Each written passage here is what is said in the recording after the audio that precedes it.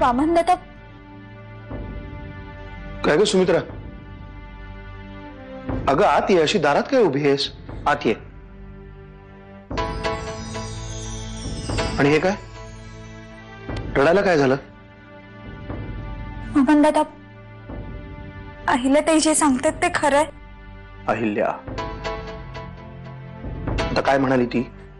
सुगंधाच्या काकांबद्दल. या सगळ्या प्रकरणाचा तुझ्यावर काहीही परिणाम आम्ही होऊ देणार नाही. हा, या घरातलं तुझं जे स्थान आहे तेच राहील. वामनदादा, मला खूप भीती वाटतेय. यांनी जर मला टाकलं आणि तिच्याशी लग्न केलं तर मी काय करू? वामनदादा, कुठे जाऊ मी? अजिबात काळजी करू नकोस. हे बघ, तू या घरची सून आहेस. या घरातनं तुला कोणीही बाहेर काढणार नाही, काढूच शकत नाही. आता रडू नकोस. डोळे पुस पाहू. माझं काही खरं नाही, कारण मी काढला.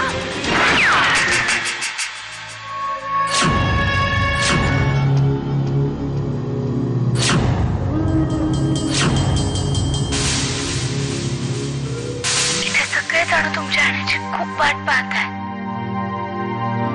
आणि फक्त बाकीचेच नाही, आणि आणखीन कोणीतरी सुद्धा.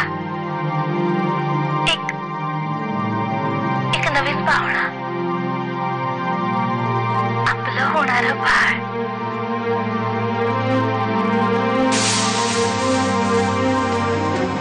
पद्माकर वाकनीस माझं नाव. नरसिंह किल्लेदार साहेबांचा पीए. बसणार? ठीक आहे, उभ्यानंच बोलूया. काय प्रॉब्लेम आहे? मला असं कळालं गेले 2 दिवस झाले तुम्ही या घरामध्ये येऊन आरडाओरडा करताय. हे बघा, असाल तुम्ही साहेबांचे पीए आणि प्रश्न आरडाओरडाचा असेल ना, तर माझं पोरीच्या आबरूचा सवाल आहे. जे झालंय ते आपण बोलूया, मग ठरवू काय करायचं ते. उगाच आरडाओरडा कशाला करताय? काय करायचं ते ठरवूया म्हणजे? नाही, माझ्या पोरीचं लगीन लावून द्या परशू शेठ बरोबर, त्याशिवाय गप नाही बसणार मी. हा, टाळी एका हाताने वाजत नसते बाजाजीराव, कळलं ना? शांतपणे सांगतोय, ऐका. का उगाच स्वतःचं घोडं पुढं दामटवताय? तिला सावरण्यासाठी आम्ही मदत करू, तुम्ही काळजी करू नका. आल्या पावली गावी निघून जा. आत्याजी, जानकी दिसली नाही सकाळपासून. ती शिवाप्पाला भेटायला गेली ना.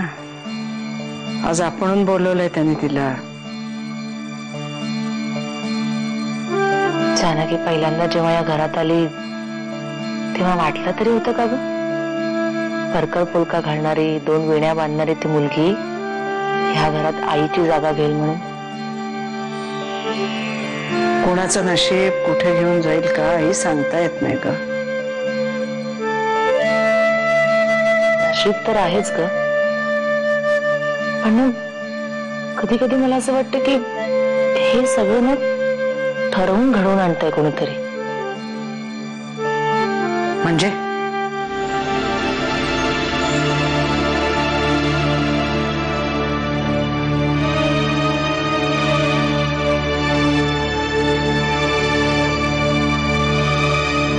तुला आश्चर्य नाही वाटलं मी तुला परत इथे बोलवून घेतल्याचं? नाही, कारण माझी खात्री होती आज ना उद्या तुम्ही माझ्याशी बोलणारच म्हणून. तुला काय वाटतं मी काय निर्णय घेतला असेल तुझ्या नवऱ्याच्या बाबतीत?